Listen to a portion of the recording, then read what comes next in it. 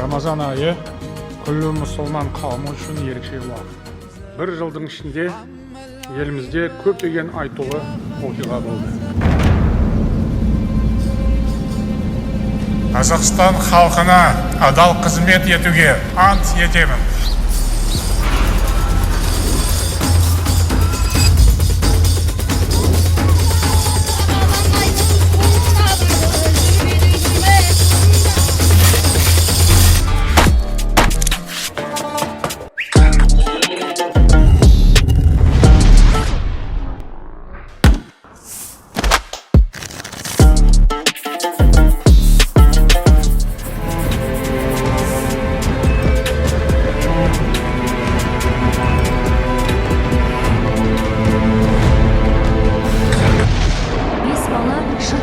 жатқанда үйде қалып қойған. Оның үлкені 12 болса, ең кішкентайы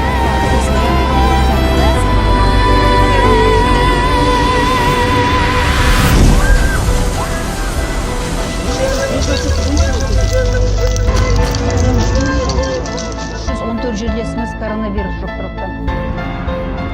Карантиндегі көптің жанайқайы.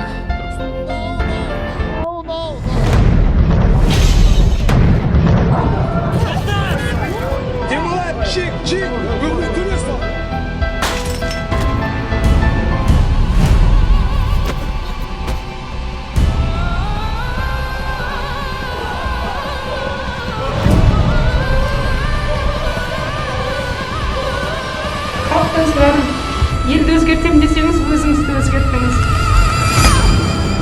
Мен қазақ халқын жақсы көремін. Қазақ халқы осындай біз сияқты осындай апатқа душар болмасын. 9 ай мені көтерген, түн ұйқысын жыртып берген. Айналайын анашым, мен сізді жақсы көремін.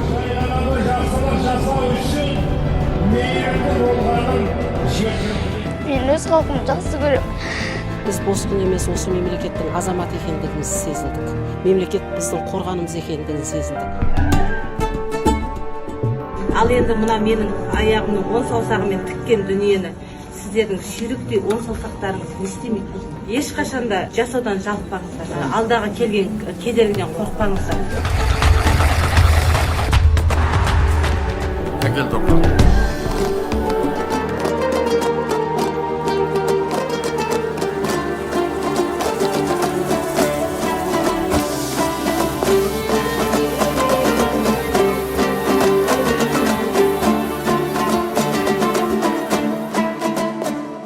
Признаем Луганск и Донецк.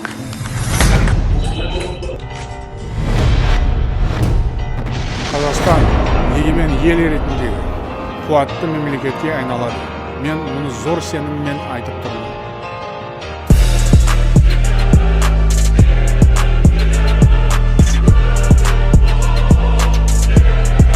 Мне предлагали сесть или в вертолет, или в самолет и покинуть Казахстан. Я этого, естественно, ни в коем случае не планировал и считал, что я должен находиться здесь до конца.